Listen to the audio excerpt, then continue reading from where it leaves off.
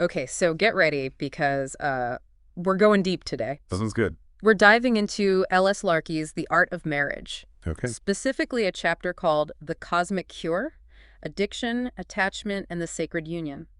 Interesting. I know, right? And when I first saw the title Cosmic Cure, I was a little skeptical. I can see why. But trust me, Larkey weaves a fascinating argument that connects addiction to yearning for something bigger than ourselves.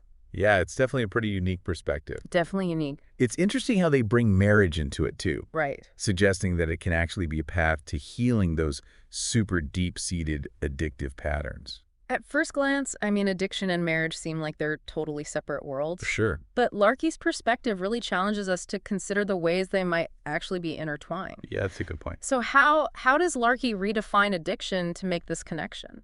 Well, they argue that addiction, it goes way beyond substance abuse. Oh? It's really about any attachment, whether it's to things, ideas, or even relationships that promise lasting fulfillment, but only deliver a fleeting hit of satisfaction. Okay, I'm starting to see how that broader definition could apply to so many areas of life. It really does. But where does the cosmic part come in? Right. What's the connection between addiction and this yearning for something bigger? Well, Larkey uses this really beautiful metaphor of the soul as a thread in this vast cosmic tapestry. Okay. Each thread is totally unique, Right. but ultimately connected to the whole addiction is like getting tangled up in all those threads, Nice. losing our sense of connection to the source. Oh. And marriage, in Larkey's view, offers a way to kind of untangle ourselves and reconnect with that divine source. Okay, that metaphor is really resonating with me. Oh, I yeah. think we've all felt tangled at some point, like a jumbled mess of yarn with no end in sight. Oh, yeah, definitely. But how exactly does marriage help us untangle those threads? Is it about finding the perfect partner who somehow magically makes everything better? No, not at all. No. It's not about finding the one to complete you or anything like that. It's more about two individuals that are committed to their own growth and transformation. Oh. And that's where the real magic happens. Mm-hmm. Marriage, when it's approached with intention, can be a crucible for deep personal work. A crucible, huh? So it's more about facing the fire together. Yeah, exactly. And using those challenges to refine yourselves. That's a good way to put it. Think of it like alchemy. You're taking these base metals of your own individual struggles, your addictive patterns, Right. and through the process of working through those challenges together, you have the potential to actually transform them Wow. into something more precious and more fulfilling. So it's not about erasing those struggles entirely, but rather about using the relationship as a container for growth and transformation. Exactly. And I imagine that requires a lot of honesty and a willingness to let go of illusions. Absolutely. One of the key aspects Larkey highlights is the importance of shedding those illusions we often cling to, Yeah. about ourselves, our partners, and how relationships should be. Right. Marriage, in this context, becomes about facing reality with courage and honesty, Right. both individually and as a couple. That sounds both daunting and incredibly liberating at the same time. It is both of those things.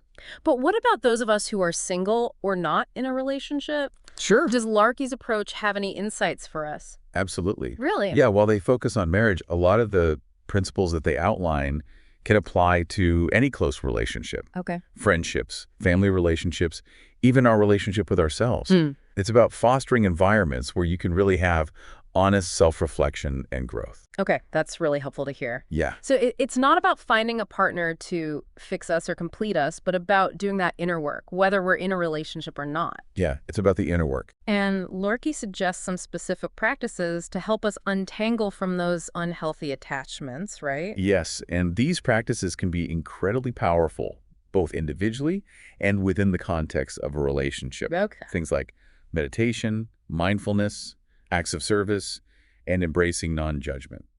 I'm curious to explore those practices in more depth, but before we do, I have to admit there's one part of the chapter that left me scratching my head. Okay. Larkey brings in some astrological concepts, Oh, yeah. Uranus, Scorpio, and even mysterious 13th sign. It felt a little woo-woo even for me.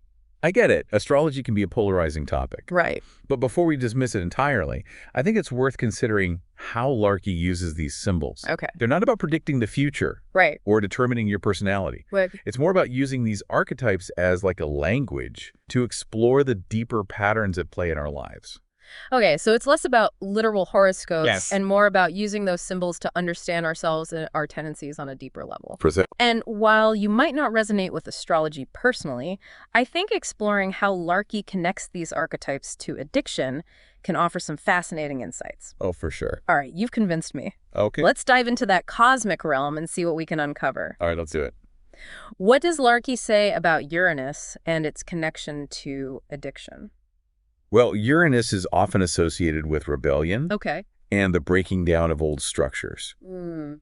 So in the context of addiction, Uranus might represent that urge to break free from limiting patterns, Oh. to shake things up, even if it means going against societal norms or expectations. Okay. Think of it as that restless energy that can be channeled in both positive and destructive ways. So it's like that part of us that wants to rebel against the status quo, Right. but that energy can get misdirected if we're not careful. Exactly. And that's where Scorpio comes in. Okay. Scorpio is known for its intensity, depth, Right. and its association with transformation. Hmm. It's about facing our shadow side, our deepest fears and desires, Right. and ultimately transmuting them into something powerful and life-affirming. Okay. So if Uranus is the spark of rebellion, Scorpio is the crucible where that energy is refined. Yeah, I like that. Mm. And then there's this whole mysterious 13th sign that Larkey mentions, Right. which they suggest represents a hidden wisdom, a potential for healing and transcendence that lies beyond the traditional zodiac. Whoa. Okay. Now that's intriguing. Right. It's like there's this whole other layer of understanding that we haven't even tapped into yet. Definitely. I'm ready to unpack this further. Me too. But first, let's pause and let our listeners digest all this cosmic information. Yes. Let's give everyone a moment to ponder what stands out to them so far. Right. What resonates with your own experiences of addiction, attachment, or this longing for something more. Yeah. Take a minute and really think about that. We'll be back in a minute after the break. Okay, so before we pause, we were talking about that mysterious 13th astrological sign Right. and its connection to healing. I'm still really curious about that. Yeah, it definitely piques the curiosity, doesn't it? Yeah. Unfortunately, Larkey doesn't really go into too much detail about the Yeah. specifics of this 13th sign, Oh, okay. but they suggest that it represents a hidden wisdom, a potential for healing and transcendence Yeah. that goes beyond our traditional understanding of the zodiac. Okay, so it's more of a concept than a literal astrological sign. Yeah, that's how I interpret it. Okay. It's like Larkey's pointing us toward this realm of possibility, this deeper level of awareness that we can access through our own inner work and exploration. I like that. Yeah. It's an invitation to keep seeking, Yeah. to go beyond the familiar and explore those uncharted territories of our own consciousness. Absolutely. But before we get too lost in the cosmic realms, I want to circle back to something we touched on earlier. Okay. The idea of marriage as a crucible for transformation. Right. It's a powerful image, It is. but I'm still trying to grasp how that actually plays out in real life. Can you give us like a concrete example? Sure. Let's say one partner struggles with an addiction to work, Okay. constantly striving for external validation and achievement. Right. This workaholism might actually stem from a deep-seated fear of failure or a need to prove their worth. Right. Now, in a healthy relationship, the other partner can act as a mirror, reflecting back those patterns without judgment. Right. They can gently challenge those unhealthy beliefs and encourage their partner to explore the underlying emotions that are actually driving that work addiction.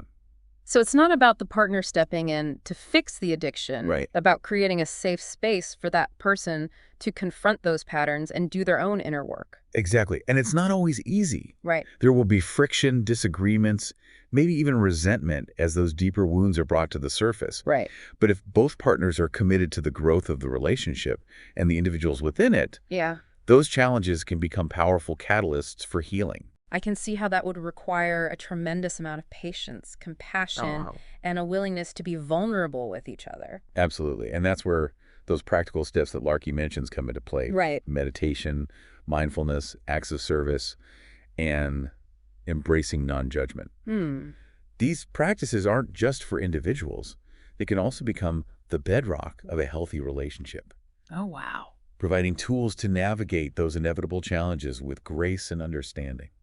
I'm really intrigued by the idea of incorporating those practices into a relationship. Yeah. Can you elaborate on how that might work? Sure, imagine a couple who commits to meditating together, Okay. even for just 10 minutes each day. Mm, That shared practice can actually create a sense of calm and connection, okay. helping them both regulate their emotions and approach difficult conversations with more mindfulness. Hmm.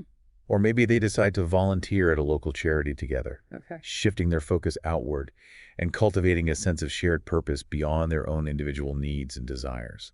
I love that. Yeah. It's like those practices become a shared language, a way of supporting each other's growth and deepening their connection in a really tangible way. It is, and it's not about being perfect Right. or doing everything right. Yeah. It's about creating space for intentionality, for conscious growth, both individually and as a couple.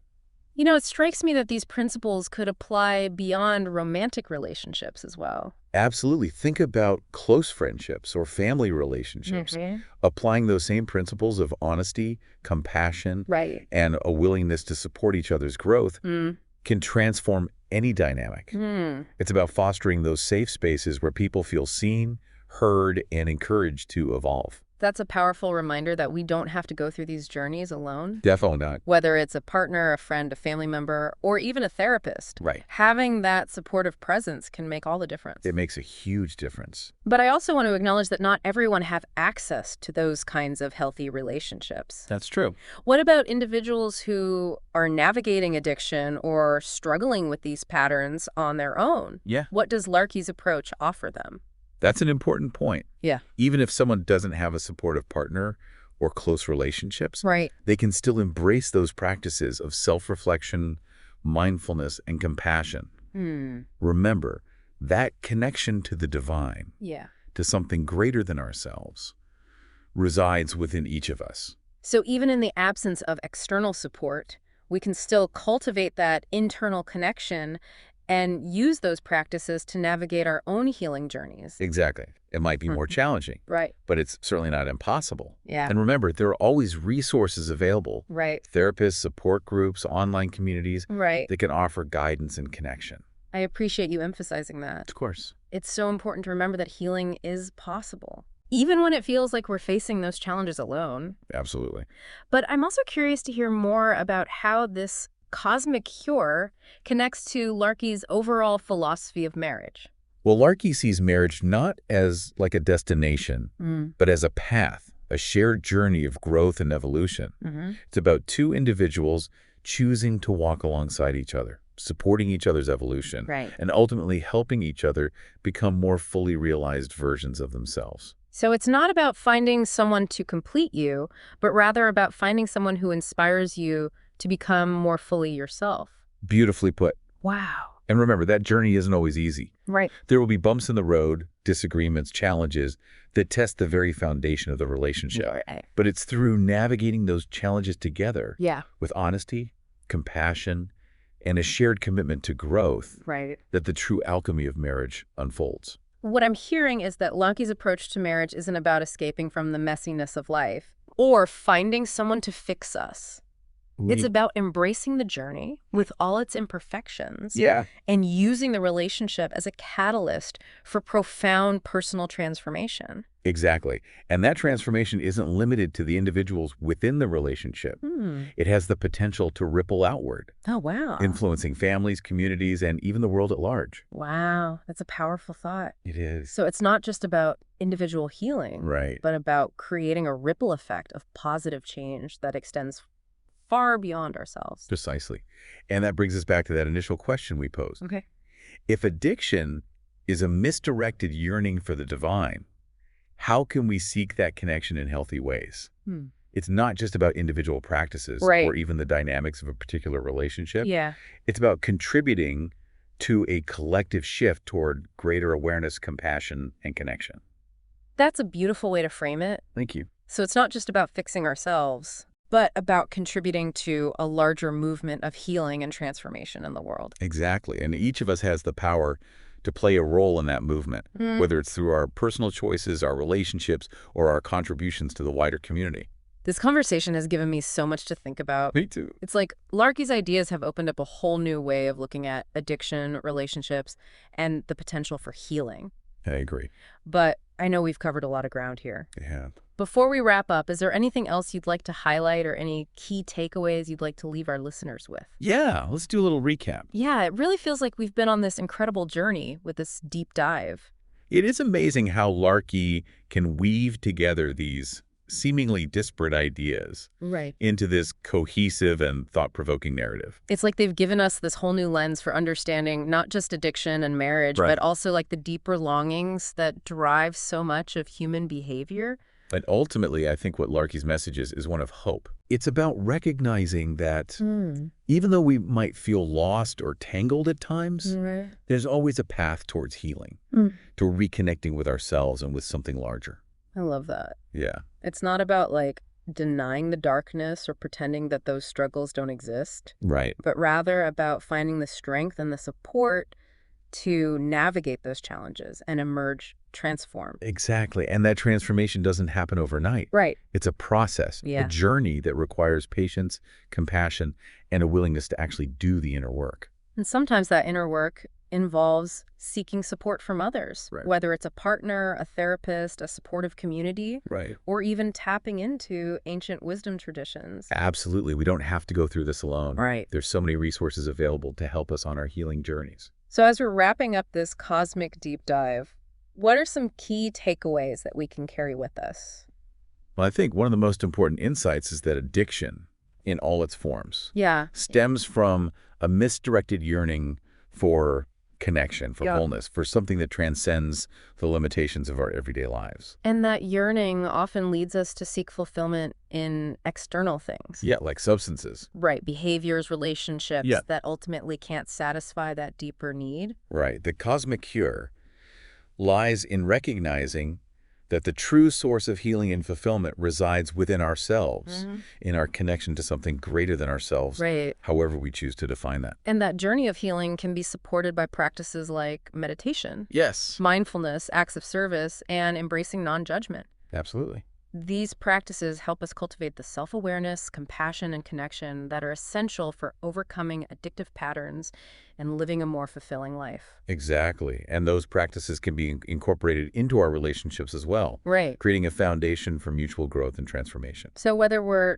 single, in a relationship, or somewhere in between, we can all benefit from embracing these practices and cultivating that deeper connection within ourselves. Absolutely. And remember, this isn't about achieving some kind of perfect state of being. Right. It's about embracing the journey Yeah. with all its messiness and imperfections. Right. And trusting that through our struggles, Yeah. we can emerge stronger, wiser, and more connected. What a profound message to end on. I agree. So to our listeners, if you're feeling lost, Down low. tangled, or disconnected, remember will. that you're not alone. You're not alone. There's always a path toward healing. Always. And there are countless resources available to support you on that journey.